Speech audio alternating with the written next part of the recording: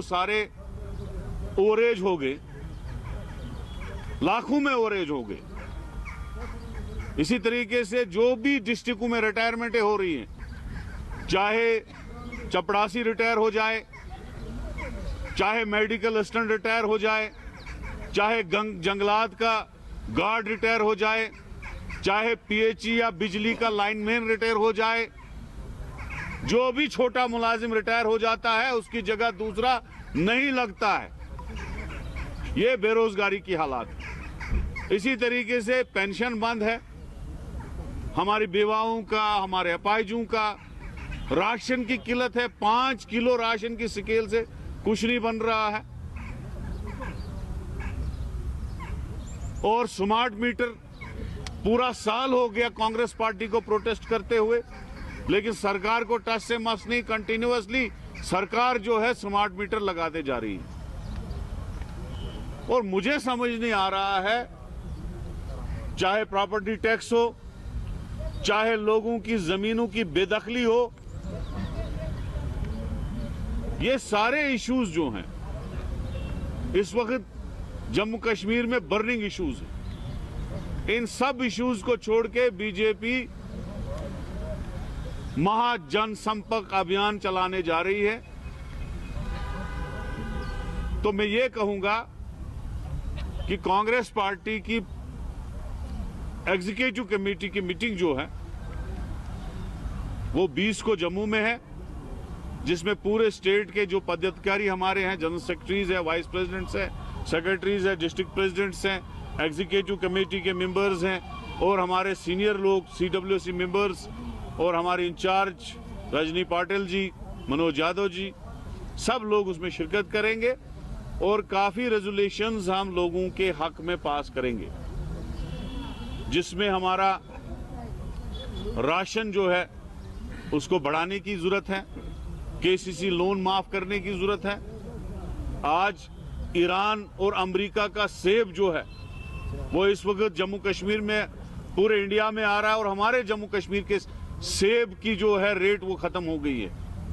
क्योंकि आपने देखा पिछले दिनों G20 में अमेरिका के सेब की जो एक्साइज था, सेंट्रल एक्साइज था, वो सारा जो है वेव ऑफ कर दिया गया और हमारे फ्रूट ग्रोवर्स को नुकसान हो रहा है। तो एक पॉलिसी के तहत जम्मू कश्मीर के लोगों को गरीब किया जा रहा है, चाहे राशन का इशू हो, चाहे एम्प्लॉयमेंट का इशू हो, चाहे स्टेटहुड का इशू हो, चाहे इलेक्शंस का इशू हो। इन सब इश्यूज पे हम रेजोल्यूशंस जो है लाएंगे और उसके बाद तमाम डिस्ट्रिक्टों में हम जाके ये जो लोगों को बेवकूफ बना रहे हैं, कभी यूटी दिवस मनाने के लिए और कभी ये संपर्क यात्रा जो निकाल रहे हैं उनके लिए, तो हम इसका पूरा कड़ा विरोध करेंगे। और हमारी पूरी डिमांड है, जो भी टर्म खत्म हो रही है, चाहे म्युनिसिपैलिटीज की, चाहे पंचायतों की और लेजिस्लेचर की, तो टर्म पिछले 2018 से खत्म हो चुकी हैं। इनके इमीडिएटली इलेक्शन किए जाए और हमारा स्टेट जो है वो हमको वापस दिया जाए। यही आज हमारी जो है प्रेस ब्रीफिंग थी। आपने भी सुना होगा जो एनकाउंटर में जो कैप्टन को सजा दी गई थी वो सस्पेंड की गई, उसको बेल पे दिया था। कैसे देखते हैं अमचीपोरा एनकाउंटर 2020 में हुआ? देखो, कोर्ट अपना काम करती है।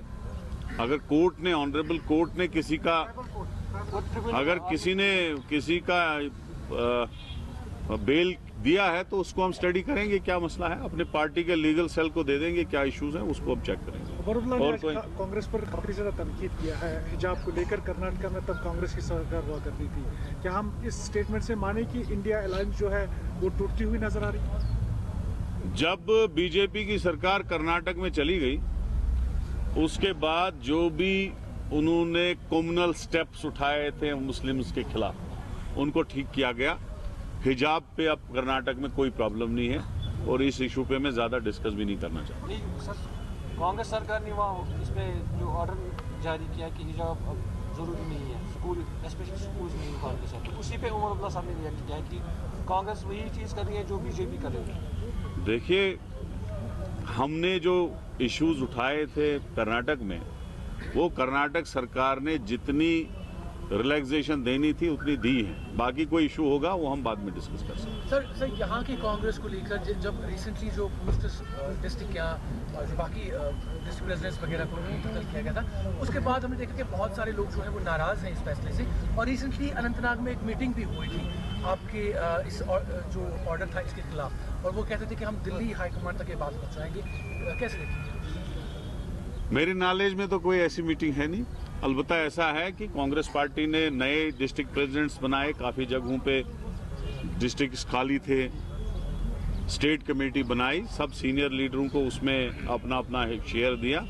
अभी भी हमारे organising secretaries, publicity secretaries, working district president, district committees बनने वाली हैं और जो लोग रह गए हैं उनको अपनी जगह बराबर मिल जाएगी। विकास साहब, बहुत से जो एक्स लेजिस्लेटर्स हैं या मिनिस्टर्स हैं वो कह रहे हैं कि जब हम लोगों के मसाइल ब्यूरोक्रेट या डीसी साहब के साहिबान की जहर को करते हैं तो उन पर कोई अमल नहीं होता है, सुनवाई नहीं होती। क्या आपके इलाके में भी देखो, हम जनरली है कि बहुत परेशानी है लोगों को। आप जाइए सेक्रेटरीट जाइए, कोई आपको दरवाज़ा खोल के राजी नहीं है। जब हुकूमत होती थी तो 2-2 किलोमीटर की लाइनें होती थी, लोग मिलने जाते थे, अपने काम कराते थे, अपने एमएलएज को साथ लेते थे, गवर्नमेंट से मिलते थे, मिनिस्टरों से मिलते थे, गवर्नमेंट चलती थी।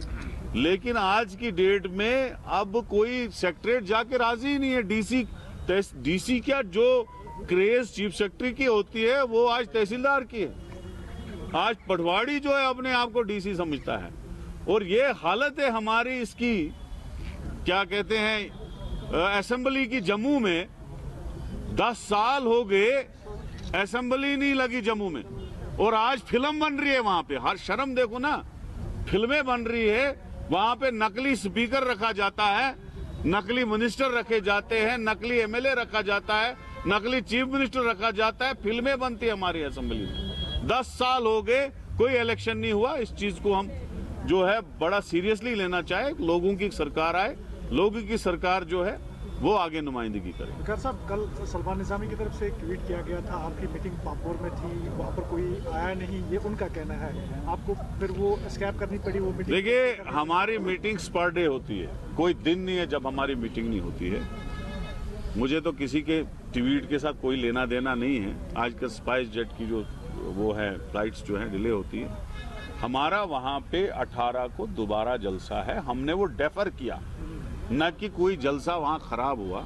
हमने स्टार्ट में सुबह ही कहा कि हम लेट हो रहे, जलसा डेफर है।